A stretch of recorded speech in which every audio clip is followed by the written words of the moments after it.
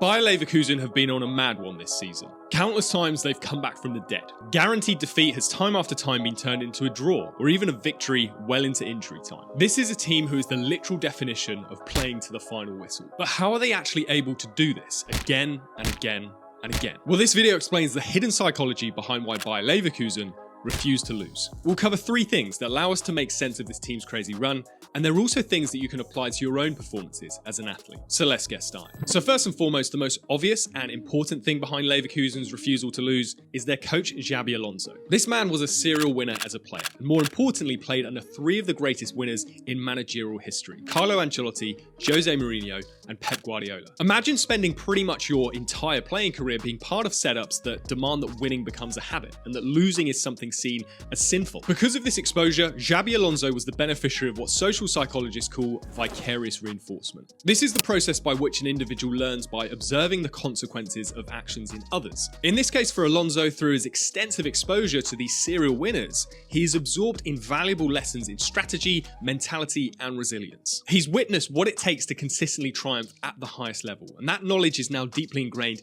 into his own coaching philosophy. Every single one of us is a social creature. We pick up on the values and habits that those around us have. And if the leader of a group is a seasoned winner, someone who knows how to get the job done time and time again, or someone who has led teams to perform remarkable comebacks, then that indirectly rubs off on us. We internalize so much from those we admire, and this creates a ripple effect of those who then come to admire us. Despite being new to coaching, Leverkusen's players immediately took to Alonso's philosophy. He wasn't some kid who'd made up a load of tactics. He was one of the most successful midfielders of his generation, who had developed countless mental models of what actually constitutes success on a football pitch through playing for so many other great managers. And it also helped that he could still pass a football better than any of his players. Not just his trophy cabinet, but his actual physical skills still showed that he was elite. And so just as Alonso learned from the best, so too have his players now. They've witnessed firsthand the dedication, the discipline, and the determination required to succeed. And like sponges, they've absorbed these lessons, internalizing them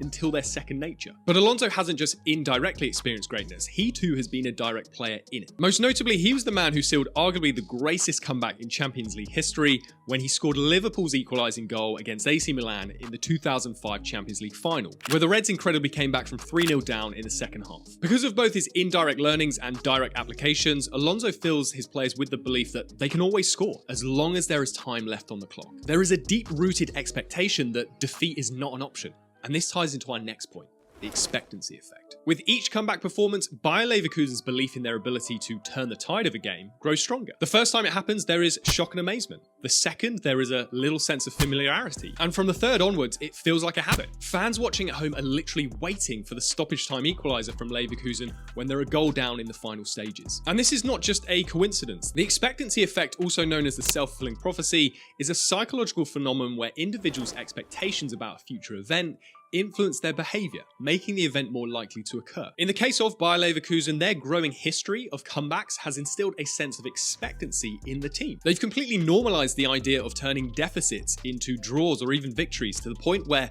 it's no longer seen as extraordinary, it's just business as usual. This normalisation of comebacks has profound implications for Leverkusen's mindset. When trailing in a match, they're not gripped by fear or discouragement by the scoreline. Instead, they see it as an opportunity to showcase their resilience once again. It's this fearlessness in the face of adversity that sets them apart from their opponents. Typically, when teams are losing, there is a lot of urgency and tension. This can make them prone to mistakes, fluffing shots, or overhitting passes. But what you've seen time and time again is that Leverkusen just keep their composure. A lot of their late goals have been from set pieces. There is no mad rush, they still just stick to their set piece game plan. Runs are still timed well, everyone knows their job, they just execute. For Bayer Leverkusen, staging comebacks has become a habit. It's part of their identity as a team. The players know that no matter how dire the situation may seem, they have the skills, the strategy, and perhaps most importantly, the unwavering belief in themselves to actually turn things around. And the problem is this expectancy effect also impacts other teams. They are aware of Leverkusen's record of late goals, and this creates tension, panic, and fear for them. They can literally smell the fear of their opposition, and this makes that expectancy effect even stronger. So both teams end up playing their role in causing this repeat behavior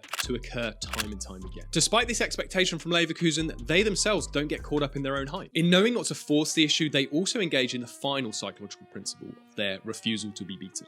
emotional regulation. Xabi Alonso has said in recent interviews that there's no such thing as an invincible team. He has been a master in diffusing the pressure on his side to maintain their remarkable record. Comprising a mix of young talents, experienced additions for the 2023-24 season, and squad veterans, the team boasts a diverse array of personalities and playing styles. What unites them, however, is their shared commitment to emotional balance, a balance that has been cultivated carefully and nurtured both on and off the pitch. The presence of young players injects energy, enthusiasm, and fearlessness into the squad. Their youthful exuberance brings a sense of optimism and dynamism, often proving instrumental in sparking momentum shifts during matches. But at the same time, Leverkusen's experienced additions provide valuable leadership, wisdom, and composure in high-pressure situations. And lastly, the squad veterans bring a wealth of experience, resilience, and emotional intelligence to the table. It's actually incredibly difficult to get this exact balance right in sport. It's often the case that a squad will lean too heavily towards youthful immaturity or too heavily towards haggard veterans. But Leverkusen have built an incredibly intentional squad this season, with the club landing all of their desired transfer targets, which again is something incredibly difficult and rare to see unless you're Real Madrid or Man City. Of course, this remarkable run of refusing to lose has involved some luck along the way. But hopefully from watching this video, you can see that there's always a method behind the madness of countless last-minute goals. To do it time and time again relies on mentality just as much as it does strategy. Someone who is a master of both of these things, and one of Xabi Alonso's mentors that we mentioned earlier, is Pep Guardiola. So to learn how his mind works, you should watch this video next.